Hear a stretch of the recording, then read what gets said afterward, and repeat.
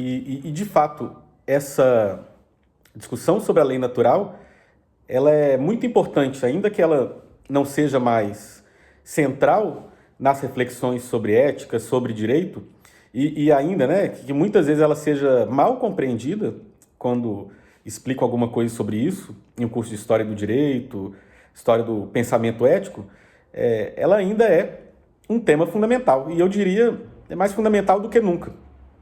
E por quê? Isso eu acho interessante. A minha formação de jovem, quando eu era adolescente, foi os anos 90. E quem se lembra da época, foi uma época extremamente niilista, culturalmente falando. Tanto, assim, um tema frequente de discussão no cinema, nas artes em geral, era essa de que a vida não tem um sentido. E isso repercutia no modo como as pessoas encaravam a moral. O que era o recorrente, o que era o lugar comum na época, era pensar que não existe um certo e um errado, que a moral ela é sempre relativa, que as pessoas podem escolher o código moral ou escolher não ter nenhum código moral.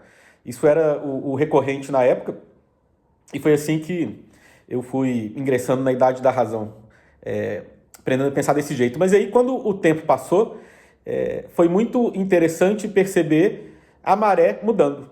O modo como as pessoas pensavam essas questões mudando. Então, hoje em dia, o que a gente vê nos debates políticos e nas discussões de costumes é que as questões morais são alvo de uma discussão apaixonada. Então, todo mundo, nos vários lados do espectro político, tem essas questões morais como questões fundamentais.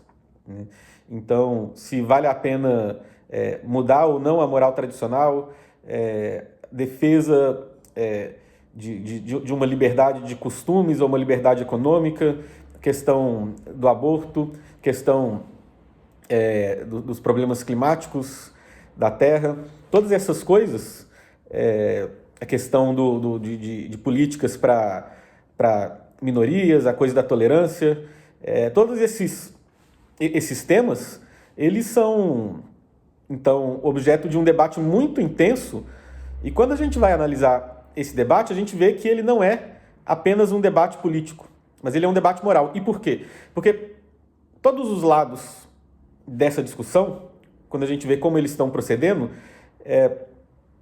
eles entendem que a posição deles deveria ser aceita por todas as pessoas. Ou seja, não é uma questão apenas política de um lado prevalecer sobre o outro. Ou seja, uma questão de poder. Né? O lado mais forte prevalece sobre o mais fraco. Mas é a questão do lado certo prevalecer sobre o lado errado. Isso aí em todos os espectros, esquerda, direita, libertários, conservadores, o pessoal mais a favor da mudança dos costumes, todos eles estão encarando os princípios e as propostas que defendem como questões morais, ou seja, questões que deveriam ser aceitas por qualquer pessoa que seja razoável. O que faz com que, no debate político, as pessoas que estão do outro lado, na posição contrária a que um grupo defende, sejam vistas como pouco razoáveis. É muito diferente, por exemplo, de um debate sobre o que vai fazer com uma rua, como que vai pegar um certo dinheiro, se vai dar para uma obra, se vai dar para outra, que é um debate político. E nesses debates, a gente vê que a reação das pessoas e o modo de argumentação que isso aí é um debate moral. E aí é interessante porque muitas dessas pessoas, e aí eu falo novamente nos vários lados do espectro político, se consideram filosoficamente, quando eles pensam filosoficamente, ou quando tem que responder questões mais profundas de âmbito filosófico, eles se entendem como relativistas. Então, pensam que não existe um certo e um errado absoluto, mas que as questões morais dependem aí das várias culturas, ou até pode ser, como eu falei, uma questão de escolha pessoal. Ou seja, teoricamente, a gente não saiu dos anos 90, mas na prática, todo mundo saiu. E apaixonadamente saiu. Então, o que a gente tem nos dias de hoje, de fato, é uma contradição performativa. As pessoas, na prática, agem e discutem como se existisse uma moral absoluta, sendo que muitas vezes, e algumas das pessoas mais qualificadas do debate, aquelas que se colocam inclusive como a voz da razão, no sentido de que as pessoas que refletiram racionalmente sobre o tema, né? Quando eles vão defender teoricamente uma noção de moral, vai ser uma noção de moral relativista. E o fato de muitas dessas pessoas, como eu falei, dos vários lados do espectro político, estarem em contradição performativa, faz com que essas discussões se tornem, como elas de fato são, completamente caóticas. Simplesmente não tem um critério racional para decidir nada. A gente está numa situação grave daquilo que o Alasdair MacIntyre diagnosticou como emotivismo, como a substância da política contemporânea, ou seja, não tem princípios racionais para guiar a discussão, mas as pessoas expressam, falam o que elas estão sentindo, e aí vira uma questão de quem fala mais alto, como de fato virou, né? Eu acho que isso, né, o fato de a gente viver em contradição performativa é uma das causas dessa situação.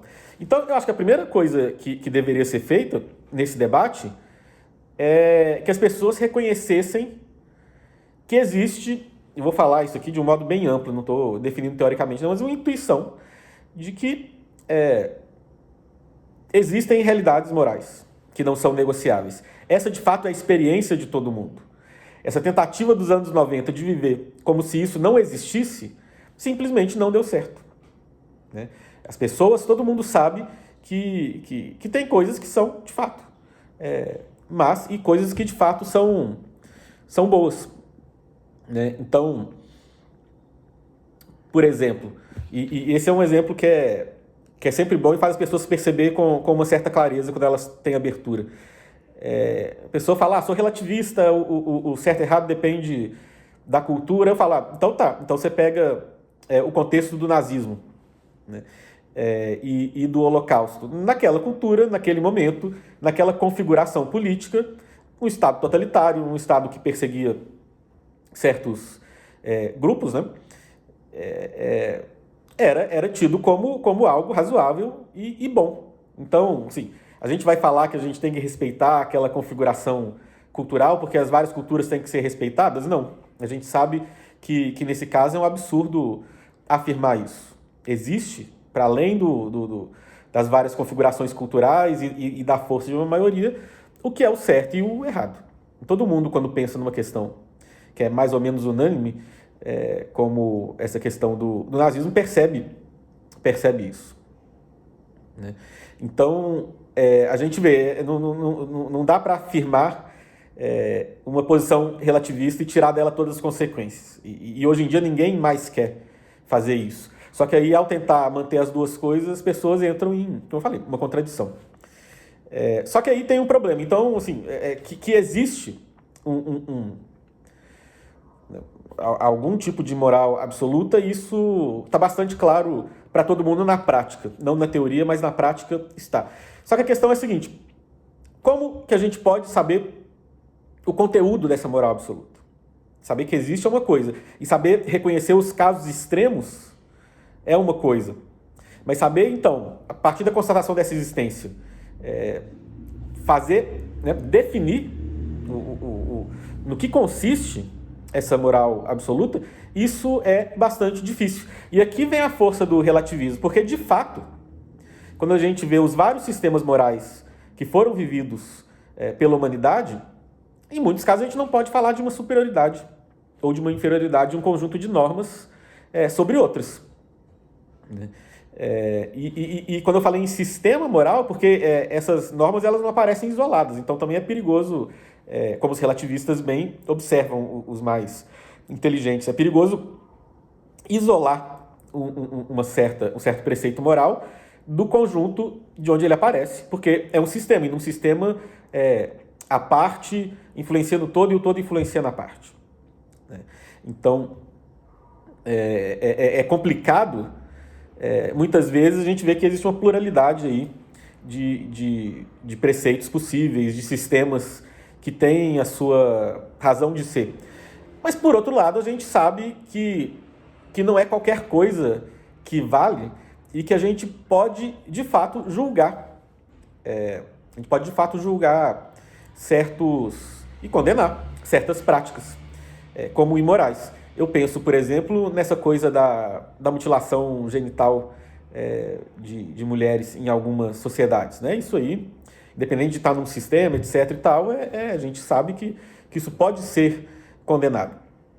Então, a primeira coisa que a gente tem que entender é que existe certas partes da moral que são invariáveis, que são absolutas, e outras partes que serão inevitavelmente variáveis e vão depender dos contextos culturais. Hoje a gente pode falar com maior precisão.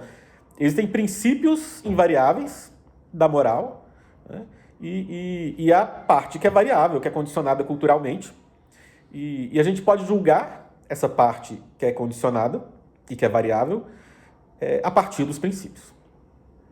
E isso, na verdade, não é nenhuma novidade. Pensar assim, isso aí é o que a humanidade sempre pensou e que a gente vê testemunho, por exemplo, nos gregos, desde antes da filosofia ser elaborada. Então, já em Hesíodo, nos Trabalhos e os Dias, já se fala sobre a justiça de Zeus, né? Sobre a lei que o filho de Cronos fixou para os seres humanos, né? Que ele deu a justiça para os homens, que de longe é o melhor, e que ele garante essa justiça. Zeus é o garantidor da justiça entre os seres humanos, em Hesíodo, porque ele, nessa configuração tal, que é o reino de Zeus, ele é o guardião da ordem cósmica. E claro que Hesíodo sabe da variabilidade dos costumes humanos, mas existe uma ordem cósmica a ser seguida que é garantida por Zeus. Na Antígona, né, na tragédia grega, essa consciência encontra uma formulação mais precisa. Antígona, então, ela quer enterrar o irmão dela, o Polinices, porque isso aí era uma coisa importante para os gregos, prestar essa honra fúnebre para os mortos. Só que o tio dela, Creonte, ele proibiu que Polinices fosse enterrado porque ele é um traidor da pátria. Ele invadiu a cidade de Tebas, que era a cidade dele, junto com o exército de Argos, e perdeu e morreu. E aí o tio dele, o Creonte, fala, ele como traidor da pátria não poderá ser enterrado. Então, chega uma hora que a Antígona fala que ela não pode infringir as leis divinas, ou seja, aquelas leis que nunca foram escritas, mas que são irrevogáveis e que são eternas. Ou seja, ela está falando aí de leis não escritas que são superiores às leis escritas da cidade, porque elas são eternas, elas são imutáveis e, portanto, elas são divinas. E aí a gente percebe, quando vai estudando a cultura grega, que à medida que esse debate racional vai se constituindo, primeiro com os sofistas, depois com os filósofos, isso vai aparecendo muito claramente. Então, por exemplo, na discussão da physis versus o nomos, da natureza versus o costume entre os sofistas, essa ideia de leis não escritas, ela aparece, né? Então, por exemplo, a gente vê um testemunho do Xenofonte, no texto de Xenofonte, sobre o sofista Hípias. Sócrates, Xenofonte faz uma discussão ficcional aí, mas baseado nas ideias dos autores mesmo, sobre essa noção de leis não escritas. Então, Sócrates fala com Hípias, né? Se ele sabe o que significam as leis não escritas. Ele fala, são as leis observadas em toda parte por todos os países, né?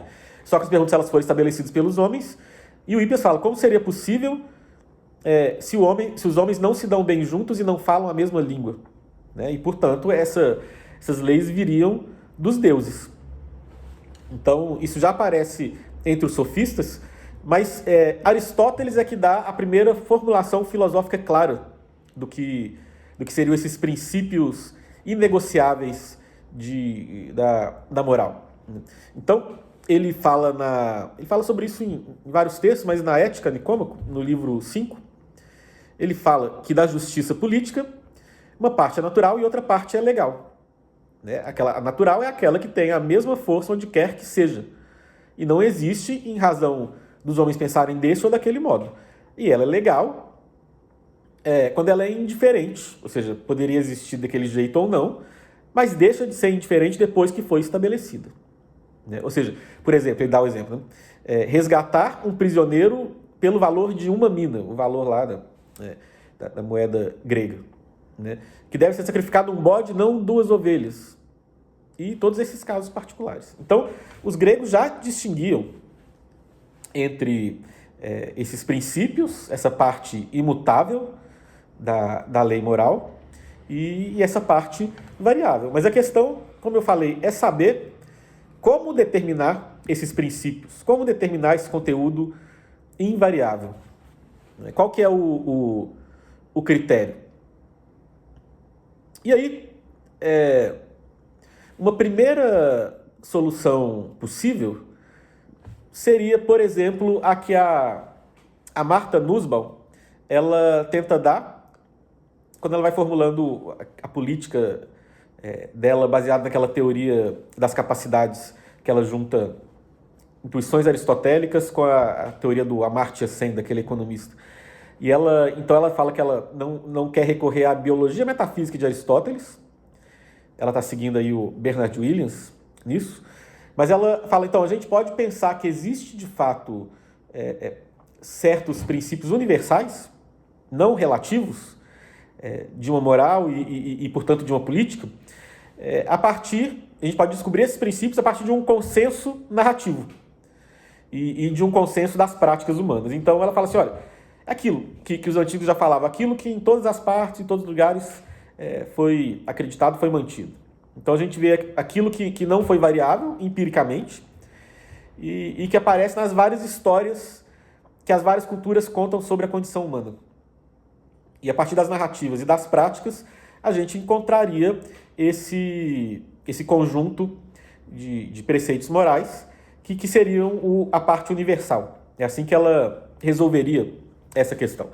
O problema é o seguinte, primeiro que simplesmente o consenso, muitas vezes funciona mesmo, mas muitas vezes esse consenso nem existe. Tem questões disputadas que, portanto, não teriam nenhum critério. Mas, em segundo lugar, isso é engraçado, isso aí é uma mostra prática de como a proposta dela não funciona. Porque quando ela faz isso, ela fala, estou seguindo aqui para elaborar a minha proposta, o consenso. Ela chega nos textos dela e na teoria política dela, que é uma teoria que eu acho interessante, que eu gosto, eu escrevi a respeito dela em um artigo, mas quando ela chega na proposta dela, a proposta dela é basicamente aquilo que as pessoas da cultura dela e da classe social e do grupo social a qual ela pertence, ou seja, ela é uma norte-americana do sistema universitário americano, né? Basicamente, ela chega em propostas que são aquelas defendidas por um democrata no sentido de entusiasta do Partido Democrata americano mesmo. É um democrata moderado. Então é engraçado como que ela está falando que está buscando um consenso universal, e o consenso universal é a política do Partido Democrata, é o John Biden. Então, assim, a gente vê que simplesmente esse método dela não é rigoroso o suficiente para resolver essa questão. E aí tem um segundo problema. Por que eu deveria seguir esse consenso prático e narrativo? O fato, inclusive, assim, se desse certo, eu já falei que, assim, na minha opinião, nem dá certo esse método dela. Dá mais ou menos certo, mas tem uma parte que não dá.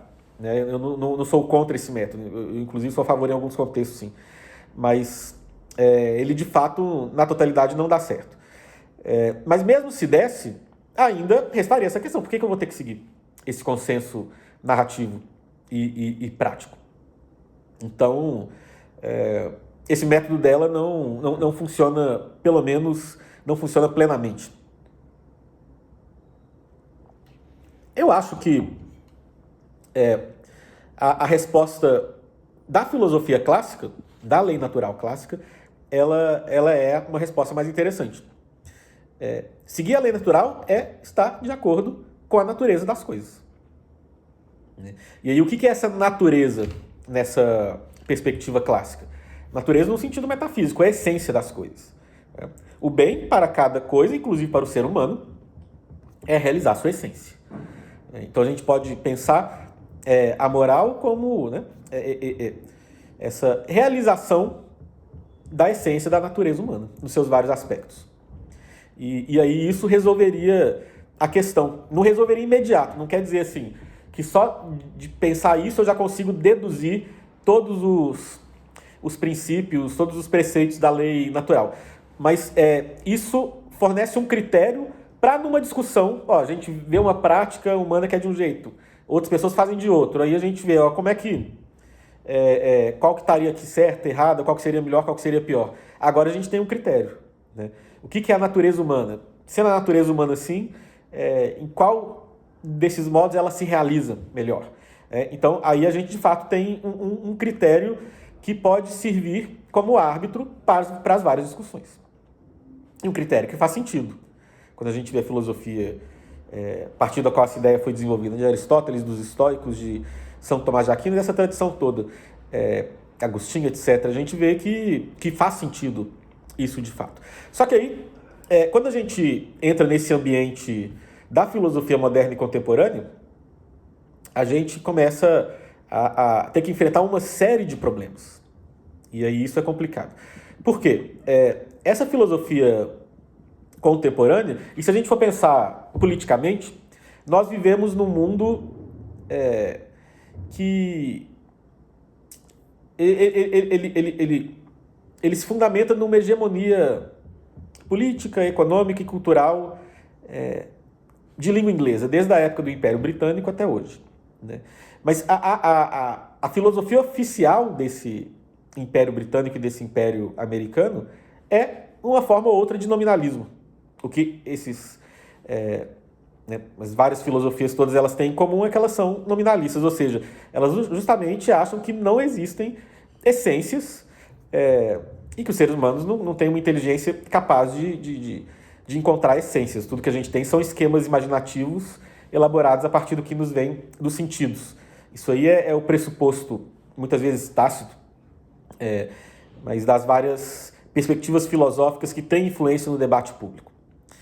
E aí, numa perspectiva nominalista, é complicado pensar em natureza humana, é complicado pensar em essências, é complicado pensar em finalidades, né? Então, quando a gente vai falar dessas coisas no discurso público, elas não têm peso, elas parecem ser quimeras mesmo. E é por isso que uma noção clássica de lei natural, ela em geral não é levada a sério. As pessoas não conseguem nem entender, porque assim, todo esse pressuposto metafísico do qual dependia uma noção de lei natural, ele foi deixado de lado e ele se tornou ininteligível, porque as pessoas também não chegam a estudar direito essa tradição para poder entender ela de fato. E aí a gente vê tentativas de recuperar uma discussão de lei natural como a da New Natural Law, que tenta pensar a partir de uma razão prática, justamente para não ter que debater esses pressupostos metafísicos, mas quando a gente vê na prática, eles também não conseguem fornecer um critério adequado, melhor do que a Nussbaum, para o que vai consistir, né, de fato, numa prática moral que é melhor e numa que for pior. A solução deles acaba caindo no mesmo erro da Nussbaum, e parece sendo um pouco arbitrário o modo como eles deduzem os vários preceitos morais. E aí, mas mesmo assim, eu quero recuar para um outro ponto. Mesmo que não tivesse esse problema, nominalista de natureza humana, de essência, de finalidade, a gente ainda poderia perguntar por que, ainda que existissem naturezas, né? Vamos comprar esse pressuposto metafísico, por que eu sou obrigado moralmente a realizar a natureza humana em mim, né? Uma das marcas da natureza humana não é a liberdade, como tão enfatizou tantos filósofos modernos e contemporâneos, né? Por que eu tenho que seguir as tendências da minha natureza se o mundo da técnica de hoje cada vez mais me dá a possibilidade de ir para além da natureza? Por que eu tenho que seguir ela? E eu poderia ainda pensar de um modo mais radical, tá? Se faz parte fundamental da essência humana, a liberdade e a inventividade do ser humano, a possibilidade de criar tecnologia, que me dá, por sua vez, a possibilidade de superar o meu próprio ser, e a gente vê todas essas ideias transhumanistas contemporâneas querendo isso, uma superação do humano pelo próprio ser humano. Né? Será que eu não estaria realizando não a natureza, mas a vocação humana ao tentar justamente superar a própria natureza humana por meio da tecnologia? E aí quando a gente só pensa nesse nível aí de realizar a natureza humana, a gente não tem resposta para essas questões. Então, eu falei no título de falácia naturalista. Isso aí essa ideia que entrou na discussão aí a partir do D. Moore, no Princípio e a Ética dele, de 1903, que é uma discussão baseada naquele problema do David Hume, o pessoal chama is-ought problem, né? Ou seja, justamente isso, do ser, não é complicado a gente defender ou deduzir um dever ser. E aí, tanto o que o Hume escreve quanto o que o Moore escreve, assim, as formulações deles desse problema são muito particulares e eles estão numa discussão num ambiente nominalista. Então, assim, eu na verdade nem quero fazer esse trabalho de história da filosofia aqui. Isso vai virar, né, essas palestras vão, assim, não todas, mas algumas delas vão acabar virando textos, e aí no meu texto que eu estou escrevendo sobre esse assunto, aí eu vou me deter mais na exegese dessas passagens, mas aqui eu estou querendo enfatizar outras coisas e eu quero chegar nelas, né? Então basta falar isso. É interessante, o Hume e o Moore, eles estão apontando para um problema real, que é o seguinte: no contexto deles, simplesmente descrever estado de coisa, eles não falam em essências, porque o consenso filosófico onde eles estavam já não pensava em essências, né? Mas eles falam, uma descrição de estado de coisas não dá para deduzir um bem moral, ou um dever ser. Aí cada um vai ter uma formulação diferente, né? Eles sabem, no perspectiva nominalista não dá para deduzir a partir do modo como as coisas são, como as coisas deveriam ser, né? Mas o que eu quero chamar a atenção é que mesmo numa perspectiva clássica, é complicado a gente simplesmente, se for só isso não basta. Falar que da essência das coisas a gente pode deduzir como elas devem ser, e isso se tornar uma obrigação moral que constrange a liberdade do ser humano. Constrange a liberdade não de um modo assim, me torna impossível fazer certa coisa, né? Mas, assim, eu serei alvo de um julgamento moral se eu não realizar a minha essência, né? A minha natureza. Então a gente tem esse problema. Eu estou usando, então, a expressão falácia naturalista aqui num sentido mais amplo mesmo, né? Não só na letra do que o Moore, e nem mesmo do que o Hume falou, quando ele falou desse problema do is-ought. Mas eu estou falando isso, né? Como que a gente justifica o dever ser do ser, mesmo na perspectiva metafísica clássica? E aí, a minha abordagem, e é aqui que eu queria trazer uma possível contribuição para o debate.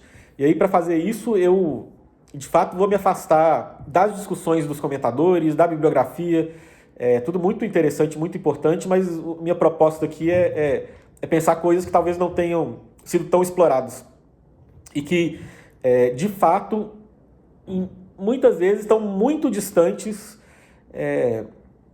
do conjunto de preocupações que a filosofia em língua inglesa tem, que é a filosofia onde esse debate contemporâneo de lei natural acontece mais, né?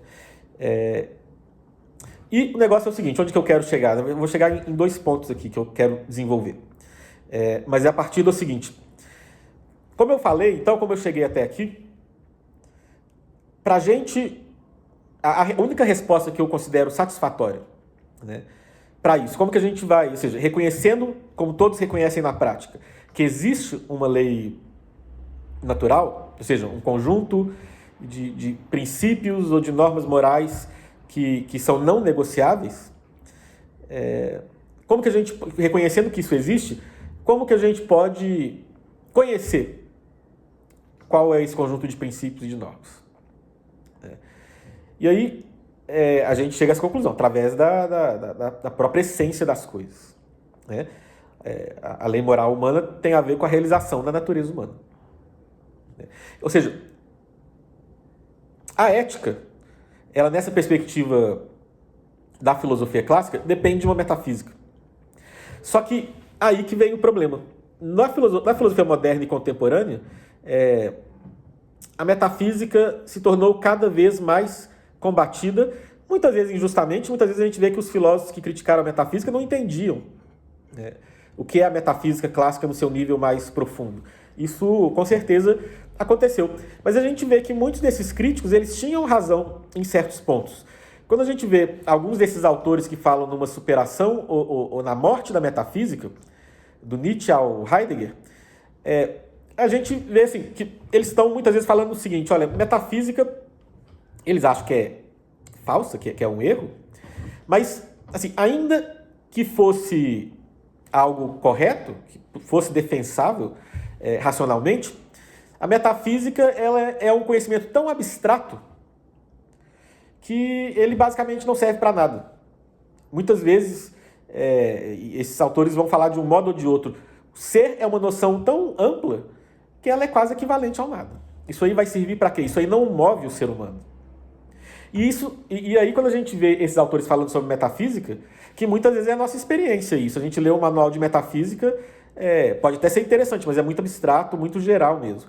Só que aí, quando a gente vê que os antigos falavam sobre metafísica, Aristóteles, Platão não usava a terminologia metafísica, mas ele estava fazendo metafísica. Plotino, a gente vê que eles falavam que a contemplação metafísica é a máxima felicidade reservada para o ser humano, o que a tradição cristã entendeu que é mais ou menos legítimo no âmbito natural. Claro que tem felicidade sobrenatural, mas a contemplação metafísica, ou seja, da totalidade do real e de seus princípios e de sua causa primeira, isso seria a máxima felicidade possível para o ser humano, né? Dada a natureza humana. Então, nessa reflexão, pensando sobre esse paradoxo, como para os modernos a metafísica é algo, uma ciência, se ela existe, né, árida, e para os antigos ela era a máxima felicidade, eu entendi que para a gente recuperar uma metafísica, o que eu acho que é maximamente desejável e essencial no mundo de hoje, a gente de fato vive uma crise civilizacional que é uma crise de valores, mas é uma crise de valores justamente porque é uma crise metafísica. Se os valores se derivam da natureza das coisas, como a gente tem argumentado aqui. Então, para a gente recuperar o senso de todas as coisas, é preciso recuperar a metafísica. Mas para recuperar a metafísica, é preciso recuperar a experiência metafísica que os antigos tinham e que os modernos não têm mais. E aí, a questão é essa, o que está faltando?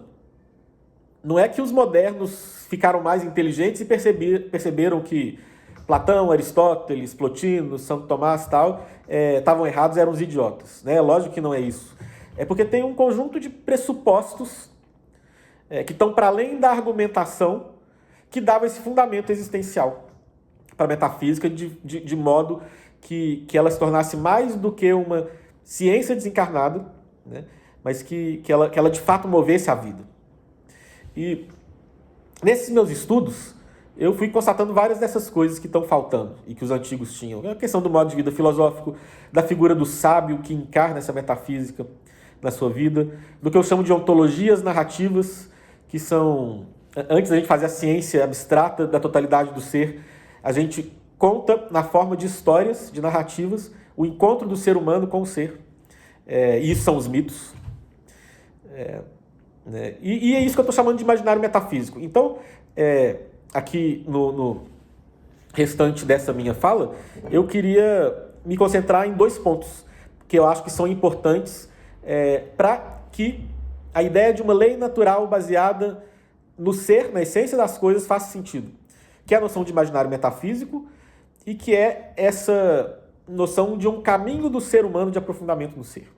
São 2 reflexões filosóficas que eu tenho desenvolvido e que eu apliquei em âmbitos diversos, apesar de conectados, mas que funcionam muito para a gente pensar esse problema central da ética contemporânea.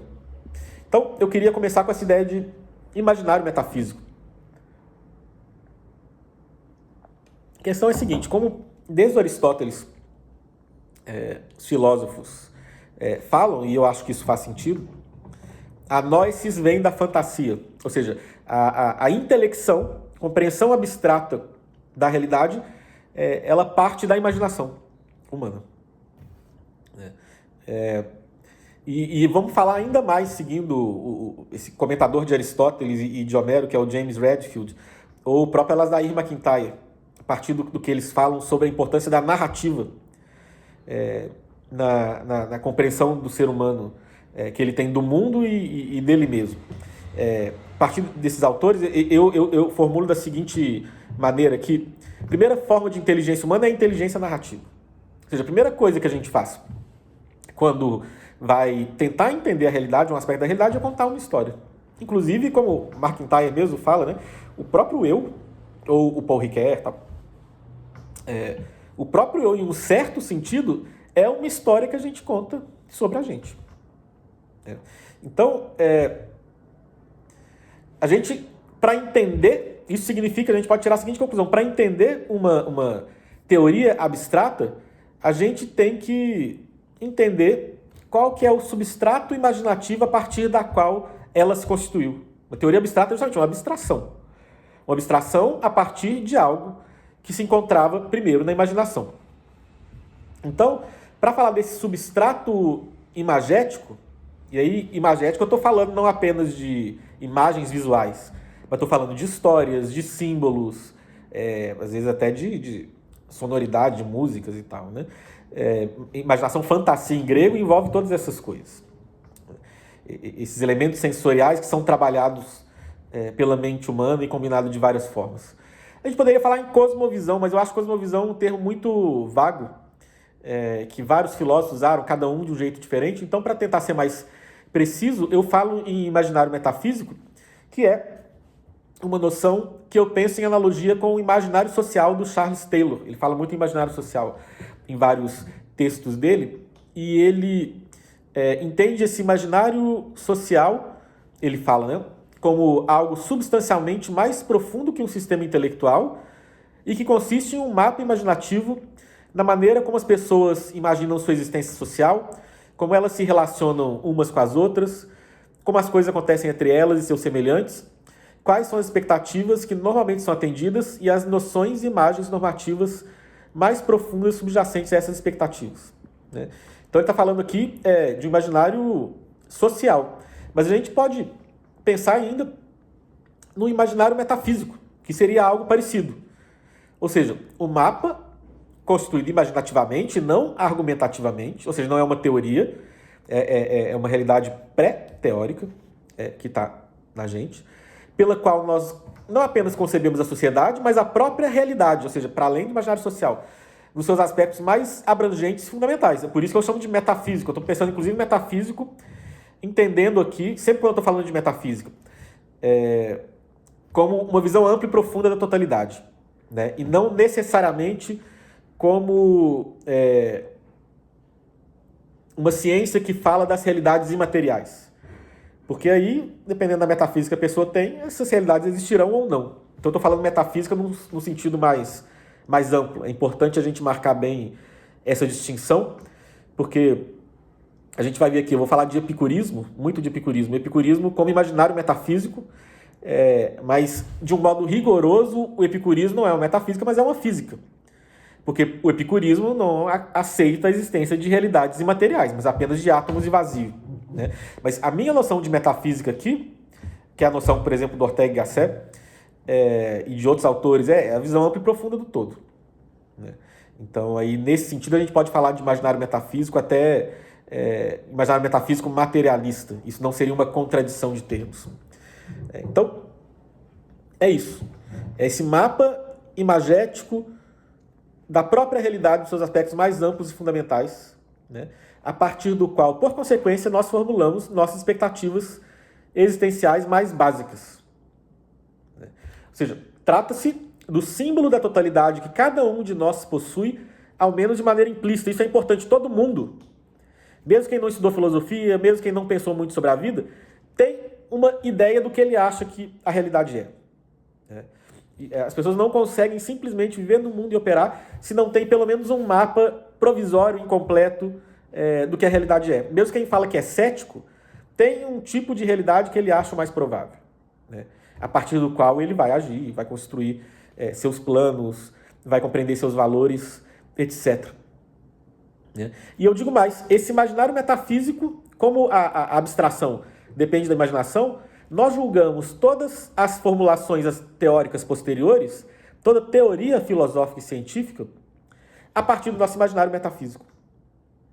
E a gente não percebe que está fazendo isso. Então, por exemplo, quando a gente lê sobre o atomismo de Demócrito, a gente fala, isso aqui faz muito sentido. Demócrito era um filósofo bom. Por quê? Porque a gente é epicurista, a gente é democriteano, num certo sentido. A gente acha que o mundo é feito de átomos. Quando a gente vai ler Plotino, filósofo que eu estudei no doutorado, no mestrado e no doutorado, a gente fala, isso aqui é uma maluquice. Porque o nosso imaginário metafísico, ele é completamente diferente do imaginário metafísico no qual um neoplatônico se baseava para achar que a filosofia de Plotino ou a filosofia de um neoplatônico qualquer era verossímil.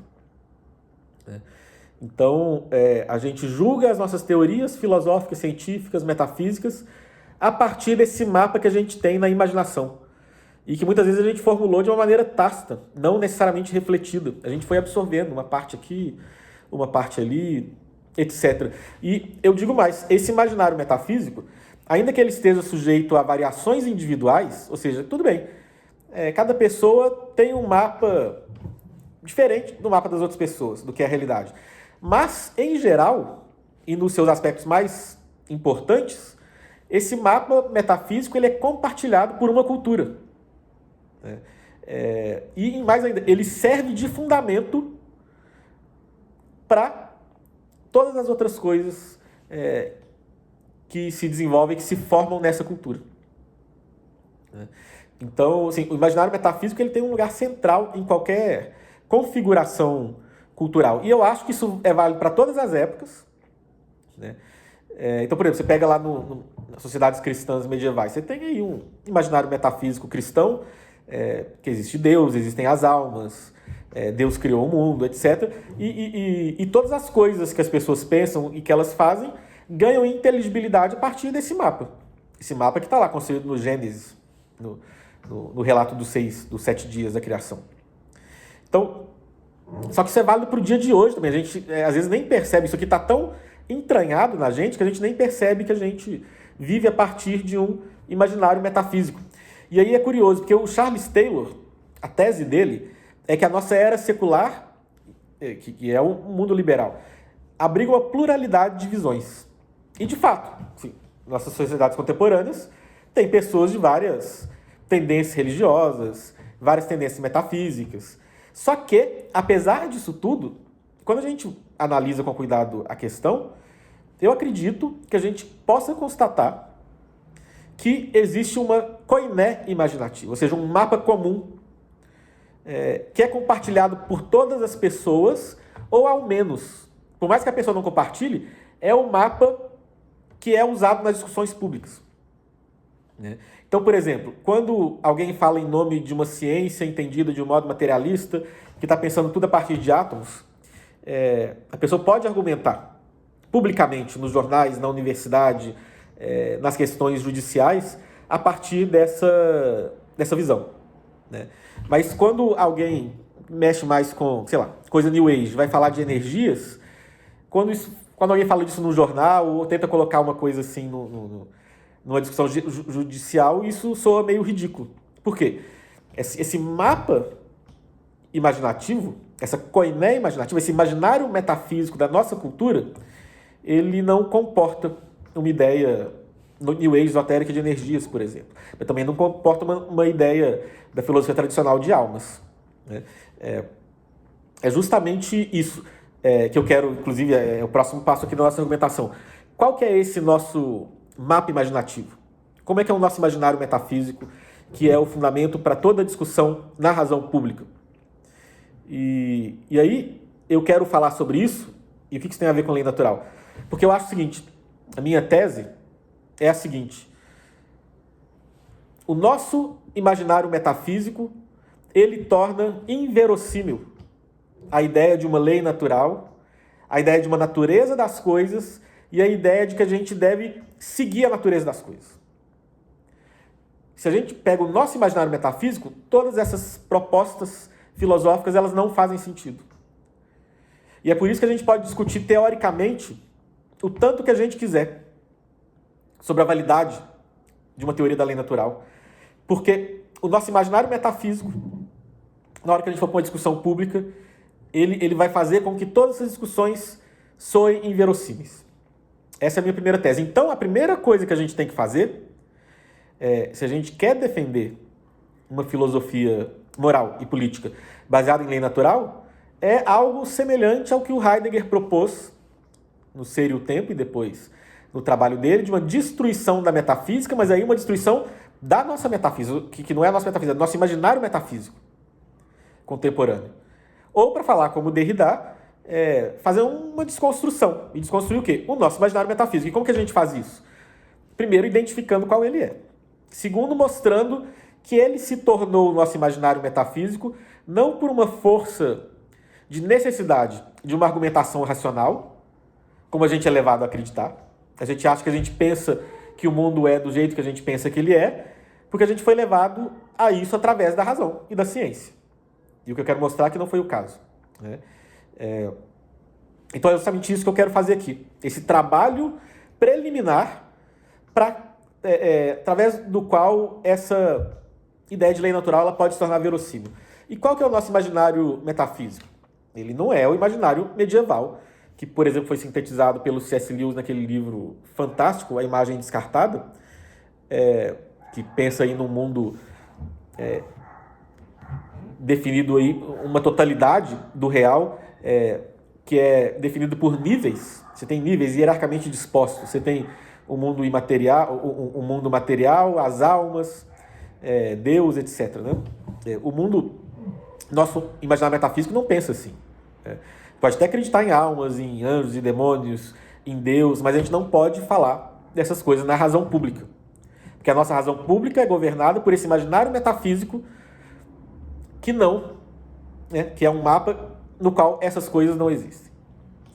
O nosso mapa, esse nosso mínimo denominador comum, ele é mais ou menos o seguinte: a gente acredita, não nesse mundo que é um conjunto de esferas celestes, mas num espaço infinito, um universo de expansão que surgiu com o Big Bang, governado pelo acaso e pelo contato fortuito entre essas partículas elementares. A gente pode falar de átomos para facilitar, né? Mas aí, átomos, elétrons, prótons, etc. e tal, quarks, que formam, a união dessas várias partículas vão formando os corpos mais complexos.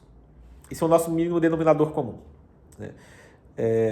É a partir desse mapa do real que a gente pode discutir publicamente. Tudo que passa disso, a gente entende como objeto de crença pessoal e, portanto, sem um lugar na razão pública, nos debates das universidades, da imprensa, da política, do sistema judiciário.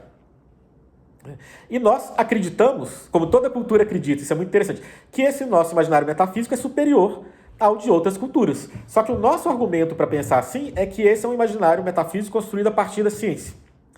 O que eu quero mostrar aqui é que se a gente tira essa ideia de Big Bang e de expansão do universo, que isso aí é de cosmologia do século XX, de fato, todas as outras coisas que a gente tem no nosso imaginário metafísico, eles existem muito antes da ciência moderna.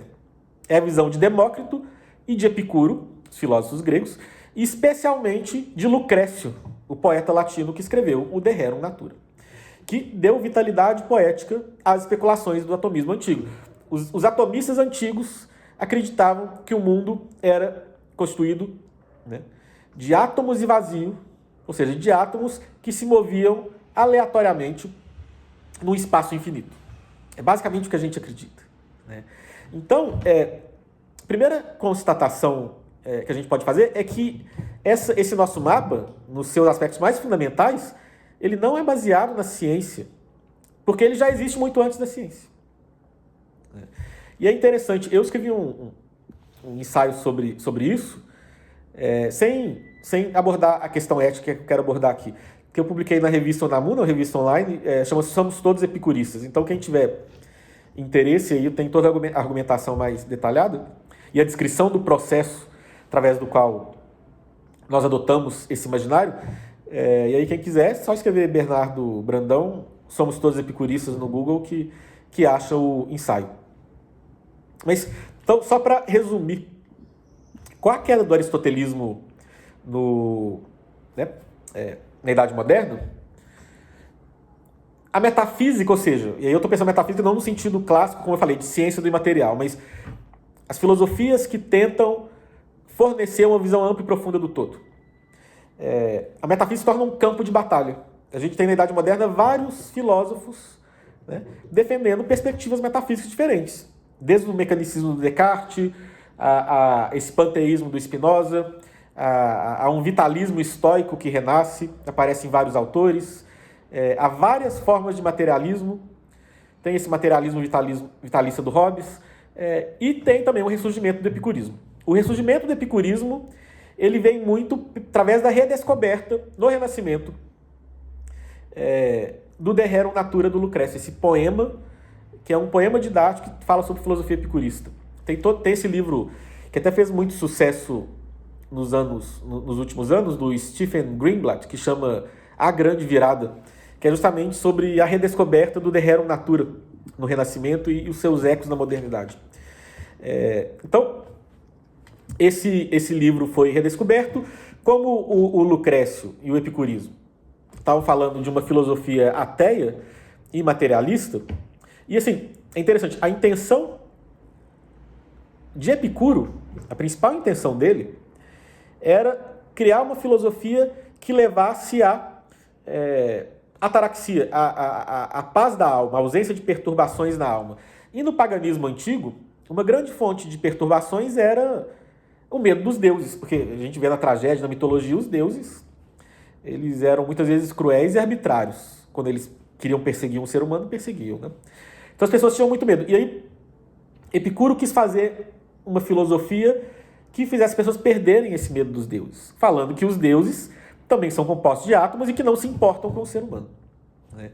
Então, a filosofia de Epicuro sempre foi uma resistência à religião, e isso, no contexto cristão, continuou a acontecer.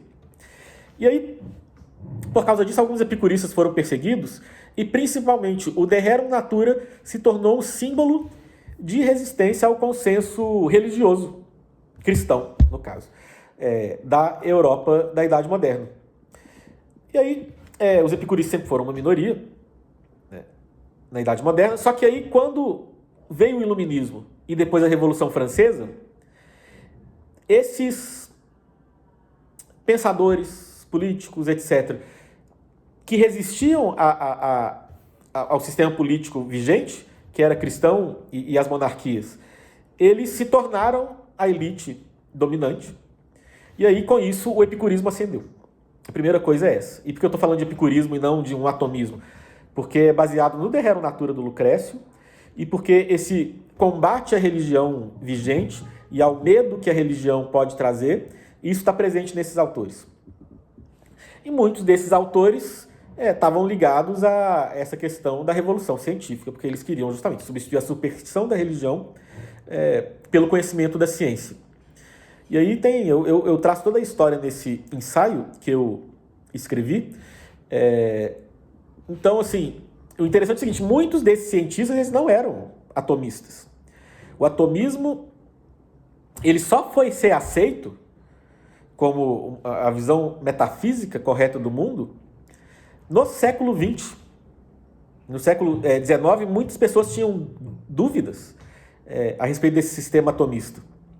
É só no século XX, especialmente quando a gente lê os textos lá de história da ciência, a gente vê, especialmente a partir depois que o Einstein escreveu o artigo dele sobre o movimento browniano, que é um movimento num fluido, que ele explicava através do choque de átomos, uns contra os outros. E esse artigo do Einstein ele teve confirmação experimental em 1909. Né? E a partir daí que começaram a aceitar o atomismo. no século XX, na primeira década do século XX. Até então era muito controvertido. Tinham atomistas importantes, como o próprio Maxwell, criador da teoria do eletromagnetismo, da força eletromagnética, mas vários outros não eram. Só que o curioso é o seguinte, no começo do século XX, é justamente esse momento em que o epicurismo, o atomismo, ele triunfa enquanto visão imagética do mundo, mas os experimentos científicos começam a colocar ele em xeque. É justamente o contrário, é nesse momento que o atomismo vai se mostrando uma visão de mundo que não tem comprovação na ciência. Em primeiro lugar, desde o século XIX, com a experiência das duas fendas do Thomas Young, a gente sabe que a luz ela se comporta ora como ondas, como fótons, quer dizer, como partículas, que são os fótons, ora como ondas. Tem essa dualidade onda e partícula. Quando na primeira metade do século XX, nas primeiras décadas do século XX, a mecânica quântica foi se constituindo, os cientistas foram entendendo que as várias partículas, elas não são partículas no sentido de corpúsculos, de bolinhas, igual a gente imagina, mas são uma realidade que a gente não consegue entender, porque ora elas se comportam como partículas, ora elas se comportam como ondas. Né? Então, a primeira coisa é essa. Segunda coisa, a hora que o atomismo começa a triunfar enquanto teoria, os cientistas começam a descobrir que existem partículas que compõem o átomo. Então, em 1911, o Rutherford ele propõe aquele modelo atômico no qual o átomo é composto por elétrons, prótons e nêutrons, e aí ele faz aquela imagem do sistema solar. É claro que antes disso as pessoas já conheciam algumas dessas partículas. Mas então o átomo ele deixa de ser esse princípio último da realidade, tem partículas ainda mais fundamentais. Só que aí os cientistas percebem que não tem como defender que uma partícula lá que eles descobriram é a fundamental, porque sempre, se tiver um acelerador de partículas mais poderoso, é possível descobrir constituintes ainda mais elementares das partículas. E, de fato, nos anos 60, descobriram que os prótons e os nêutrons eram compostos por quarks e gluons. E aí nada indica que a coisa para aí nos quarks. A gente parou aí porque os nossos aceleradores não têm capacidade para ir além. Mas nada mostra que não dá para ir. Então a gente nem pode falar em constituinte último da matéria. A gente nem pode falar mais em corpúsculos, porque eles às vezes se comportam como ondas. Né?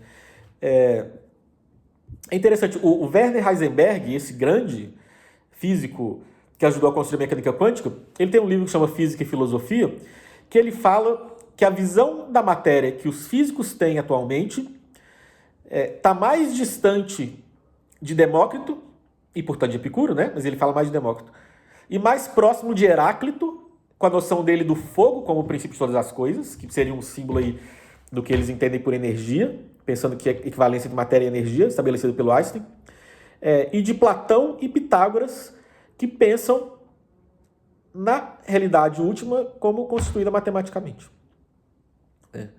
Depois, quando os epicuristas e nós hoje em dia pensamos em vazio, o vazio não faz sentido nenhum. O vazio é o não ser.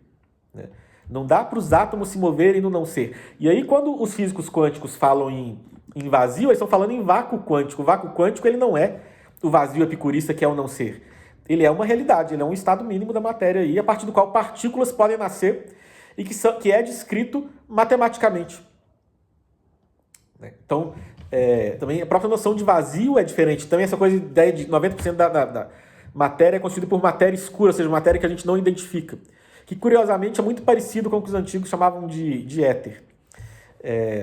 A nomenclatura muda, alguma coisa muda, mas não está tão distante assim. E outra coisa, a própria noção de leis não é só a lei moral que é ininteligível no sistema epicurista, porque de fato né? Se o mundo é composto de átomos e vazio, e todas as realidades são junções aleatórias e arbitrárias de átomos, primeiro, não tem natureza das coisas, tem a natureza dos átomos só, o resto é uma configuração fugaz. Mas, em segundo lugar, por que a gente tem que agir de um modo ou de outro se a realidade, no fim das contas, são átomos se movendo aleatoriamente no vazio? Né? realmente não tem um fundamento para uma lei moral.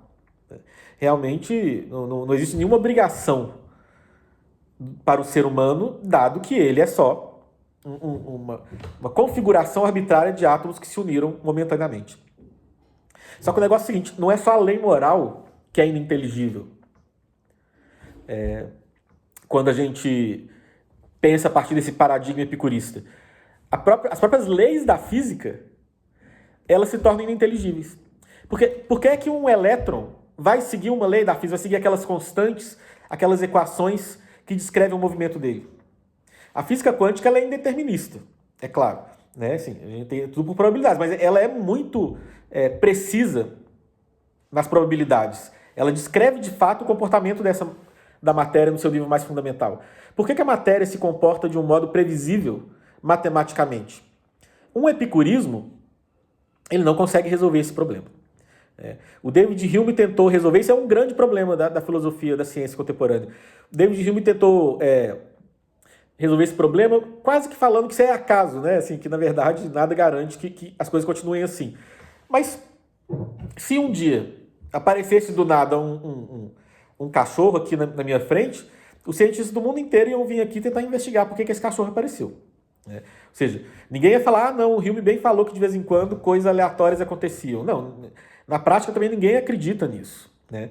A gente sabe que existem irregularidades que elas continuarão, a não ser que um outro fator causal interfira nelas. Né? Ou seja, a gente tem um problema aqui que as várias filosofias que lutaram umas contra as outras na Idade Moderna saberiam explicar, a partir de Spinoza, do estoicismo, aristotelismo, neoplatonismo, então a gente conseguiria explicar a essência de leis da natureza, mas o epicurismo não consegue. Né? Então, quando a gente acha que o epicurismo, essa nossa ideia atomista, ela é científica, na verdade ela é a única que não dá conta de tudo que a ciência faz, que é descobrir leis, descritas matematicamente. Né? E para dar o último argumento, isso é interessante, né? O que o atomismo fala no final das contas? Ele vai falar o seguinte, e esse nosso imaginário epicurista leva a gente a pensar assim, né? Que nós somos um conjunto de átomos formados aleatoriamente, através da seleção natural, né? Ou seja, vários átomos, por várias pressões aí, descritas pela biologia, acabaram por formar o cérebro humano. O cérebro humano é uma constituição ao acaso de átomos que descobriu, por acaso, a constituição última do universo, que é ser formado de átomos vazios. Tipo assim, né? Um dia um monte de átomos se juntou, formou o cérebro humano, esse cérebro humano descobriu, ganhou consciência e descobriu que ele é apenas átomos e vazio. E descobriu que o universo é só isso. Isso não é a história mais mal contada de todas? O David Bentley Hart, aquele teólogo, ele fala que para ele, vendo nessa perspectiva, o materialismo é a mais louca das superstições. Né? Porque é isso, é achar, né, que um conjunto de átomos numa certa configuração consegue descobrir o segredo último do universo, que é que tudo que existem são átomos em uma certa configuração.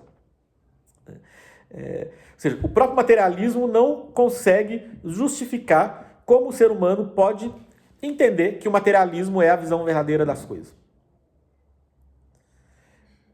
Sendo que outras propostas filosóficas, metafísicas, poderiam. Então, assim, a nossa visão imaginativa, ela não foi construída a partir da ciência. Ela, inclusive, não consegue explicar como a ciência é possível. Como o ser humano pode se abrir para a verdade das coisas. Por que nós somos epicuristas, então? Eu no ensaio eu desenvolvo um pouco tentativas de explicação sobre isso, mas para resumir, porque justamente o epicurismo é essa filosofia que era cultivada por muitas dessas pessoas que buscavam resistir à ordem das monarquias cristãs na Idade Moderna, e eles ascenderam a elite com as várias revoluções liberais, por exemplo, a Revolução Francesa e as várias outras que marcaram a Europa aí do século XVIII e XIX, porque o epicurismo, justamente, por causa do poder da poesia do Lucrécio, foi um poeta, não um cientista, que fez a gente pensar do jeito que a gente pensa, imaginar do jeito que a gente imagina, para ser mais preciso. Mas também porque o epicurismo, ele é a melhor filosofia para justificar o projeto da modernidade de controle da natureza. Então, esse mundo da técnica no qual a gente vive é um mundo que a gente coloca o nosso conhecimento a serviço de um projeto de poder, de uma libido dominante, a partir do qual o ser humano pode manipular a natureza a seu bel prazer. Agora, um mundo por exemplo, um mundo vitalista, um mundo numa metafísica cristã, é um mundo vivo, superior ao ser humano, é um mundo no qual o divino está em todas as coisas, como dizia o Tales de Mileto, e, portanto, o ser humano não pode fazer qualquer coisa. Mas o mundo que é composto por átomos e vazio é um mundo que se presta a essa plasticidade ilimitada que vai ser definida pelo arbítrio humano. Então, a base para essa nossa civilização da técnica, ela pode ser muito bem, né? O epicurismo se presta muito bem a isso. Não o epicurismo dos antigos. O epicurismo dos antigos era profundamente contemplativo, ele era contra projetos políticos grandiosos, etc. Então eu chamo o nosso epicurismo moderno de um epicurismo enlouquecido. Mas ele, de fato, é o nosso imaginário. E é isso. Não é que os modernos falaram, isso aqui se presta para o nosso plano, então isso aqui é verdade. Mas é isso. Ó, eles né, com esse projeto que eles tinham, consciente ou inconscientemente, de um domínio humano completo da natureza, para além de qualquer preceito divino, a grande base do pensamento político moderno é não queremos mais ser uma teocracia, seja lá o que isso signifique. Né? Então, um mundo composto por átomos e vazio, um mundo de Epicuro, tal como descrito por Lucrécio, é um mundo muito atraente. E ele acabou, então, sendo adotado por essas elites econômicas, políticas, culturais e acabou sendo transmitida para a população de um modo geral através do sistema escolar, em maior ou menor nível. E esse é o nosso imaginário metafísico. Mas vejam só, esse imaginário, ele não tem uma necessidade racional. Né? A gente tem que abandonar o mundo de Epicuro e Lucrécio, que não dá conta da experiência humana, que falsifica a experiência humana, porque a gente começa a se ver apenas como um conjunto de corpos, que se presta a ser dominado pela técnica e pelos vários sistemas políticos, em primeiro lugar. A gente tem que recuperar essa ideia, para falar como John Milbank, de uma política da alma. Entender que o ser humano é mais do que um corpo. Ele tem uma dimensão, que é o que a gente pode chamar de dimensão da alma, que está aberto ao universal, o eterno e o necessário. E que a realidade, ela tem dimensões que estão para além dessa pura materialidade dos átomos e do vazio. A gente pode até pensar num atomismo quântico, que não é o atomismo que a gente está no nosso imaginário, mas essa não é a realidade toda. O próprio fato de existirem leis da natureza mostra que, a realidade descrita matematicamente, mostra que existem mais coisas em jogo aí. E aí a gente tem que pensar metafisicamente que coisas são essas. Mas, de qualquer modo, a hora que a gente entende que o mundo não é só esse mundo plano do epicurismo, esse mundo da matéria, mas ele tem uma verticalidade, a gente entende que o ser nos convida e nos exige mesmo.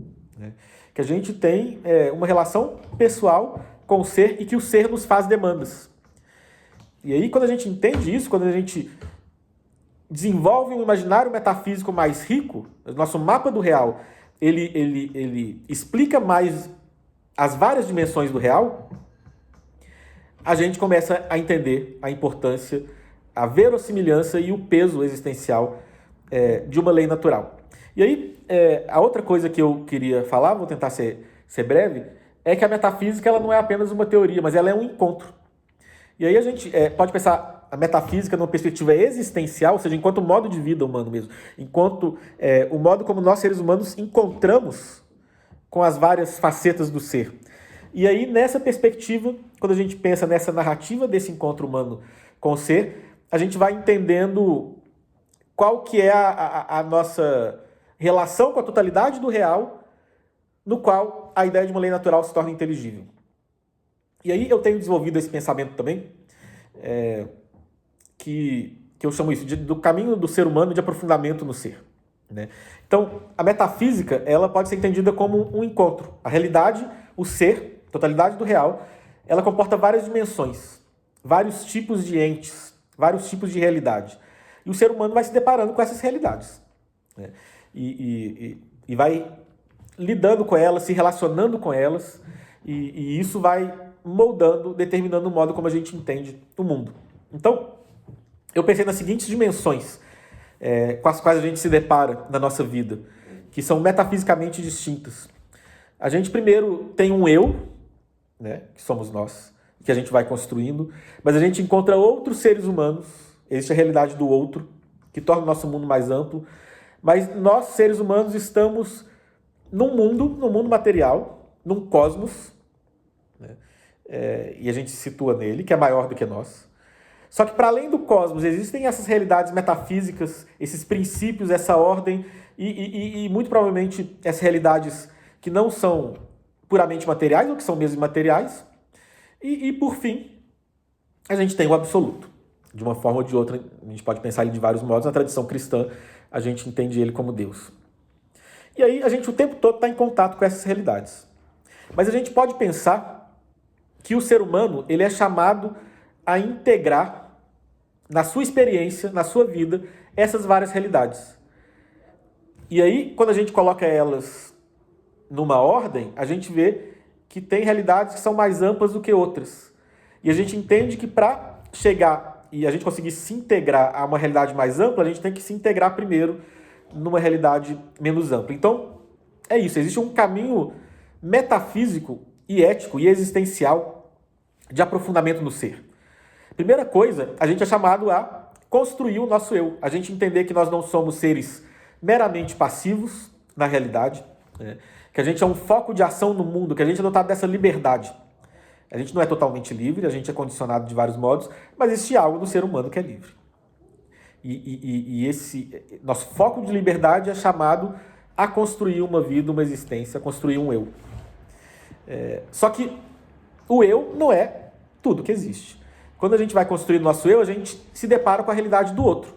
Pessoas que são parecidas com a gente e que, portanto, devem ser tratadas pela própria realidade do outro, que é como eu, né? Então nós devemos tratar esse outro como nós queremos ser tratados. Existe uma dimensão ética que vem da abertura existencial para o outro, como foi bem descrito por filósofos como Martin Buber, como Gabriel Marcel. Gabriel Marcel dizia que a metafísica é o outro, entendendo isso, né? O mundo se torna mais amplo quando a gente entende que existe um outro que tem uma mesma dignidade que o eu, mas que sempre é capaz de nos surpreender. Então tem uma dimensão de apofaticidade no outro aqui também. Só que existem muitas filosofias, a gente pega Kant e filósofos contemporâneos, que falam em intersubjetividade. Então o que existe é o eu e o outro, e é isso aí. Mas não, nós seres humanos estamos num mundo material, no cosmos mesmo, que é maior do que o eu e o outro. E a gente tem que se situar diante desse cosmos no qual nós habitamos. Existe uma natureza aí. Só que essa natureza não é tudo. Se a gente aprofunda o pensamento metafísico, eu acredito que a gente pode perceber, por exemplo, que nós temos uma alma, como dizia Platão, Aristóteles, São Tomás e outros, né? Uma alma que é imortal, que sobreviverá a algo dela, sobreviverá à dissolução do corpo com a morte. Então, inclusive a existência humana, ela aponta para algo que está para além da vida corpórea aqui, nessa existência, nesse mundo. E existem princípios dessa ordem cósmica, que são superiores a essa ordem cósmica, ou seja, existe uma dimensão metafísica da realidade, diante da qual nós devemos nos situar, e que é a mais importante. E para além dessa dimensão metafísica, existe o princípio de todas as coisas, que é Deus. A gente pode ter acesso e se relacionar com esse absoluto como os filósofos, ou seja, a partir da constatação da necessidade de um princípio último, de um primeiro motor. É até interessante que no canal aqui da FASBAN, eu e outros professores, o professor Maurício, o professor Lúcio, a gente fez aí uma série de vídeos, né, sobre a existência de Deus, argumentos sobre a existência de Deus, e outros professores aí, professores da FASBAN também, professor Rogério, etc. Então, dá para se relacionar com Deus como filósofo, em perspectivas religiosas variadas. Por exemplo, perspectiva cristã, a gente tem uma relação pessoal com Deus. Então, tem vários modos de se relacionar com esse absoluto, né? E aí, quando a gente pensa a dimensão moral a partir dessa série de encontros com essas várias realidades que instanciam essas várias dimensões do ser, a gente entende que em cada nível desse caminho a gente compreende e lida com a moral de um jeito diferente. Então, esse é o moral do eu. Ou seja, o bem será aquilo que fortalece o eu. O mal será aquilo que né, elimina a vitalidade desse eu, que vai contra os projetos desse eu. Então a gente pega uma moral do tipo nietzschiana, ou do tipo liberal, ela é muito isso. O que importa é a promoção do eu. Cada pessoa consiga realizar o seu projeto individual, que ela escolhe, porque não tem nenhum princípio superior para determinar isso. Só que essa moral do liberalismo, ela tem mostrado, que é a moral na sociedade contemporânea, assim, sinais muito claros de esgotamento. Ela está levando a sociedade ao colapso, de fato. Né? Então, o próximo passo é descobrir que além do eu existe o outro.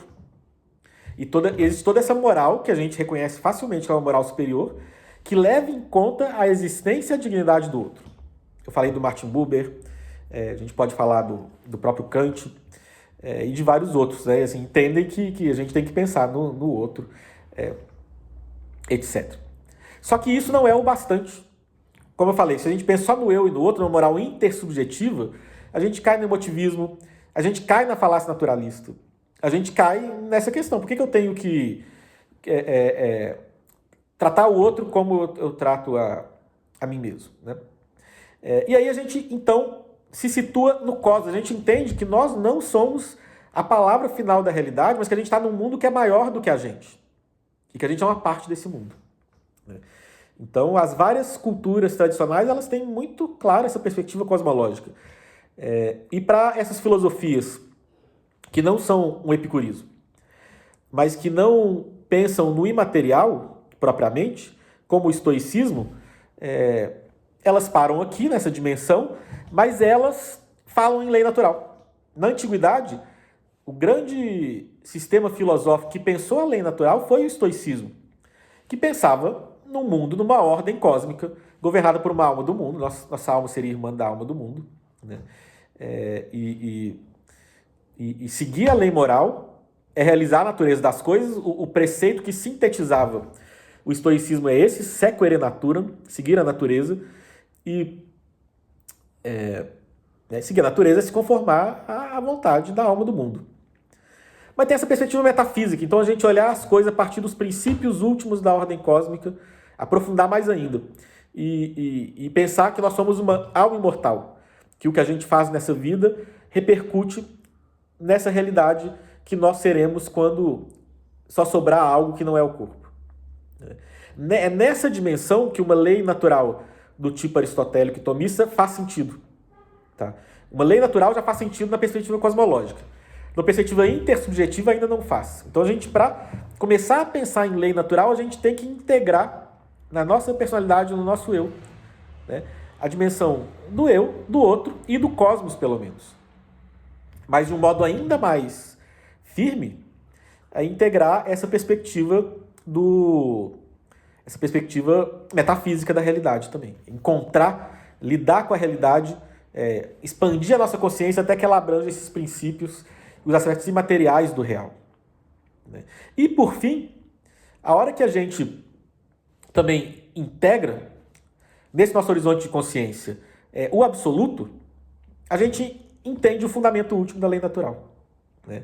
Se a gente entende que essa vida, que essa realidade toda, ela tem um valor em si de uma certa maneira, mas o valor último dela está no absoluto, em Deus, e que, na verdade, a vida, na perspectiva ética, né? Ou seja, a gente viver uma vida moral, é um modo de se relacionar com Deus, que é o nosso Criador. Né? Aí a gente consegue responder finalmente a essa questão: por que eu tenho que seguir uma lei natural? Por que eu tenho que seguir a minha natureza? Porque a minha natureza foi o que o meu próprio Criador desejou para mim. Né? E, portanto, o modo como eu lido com a minha natureza é o modo como eu me relaciono com esse meu Criador. E essa é a resposta última para o que eu tenho chamado de falácia naturalista entendida nessa perspectiva mais ampla. E é isso que eu queria falar aqui. Obrigado.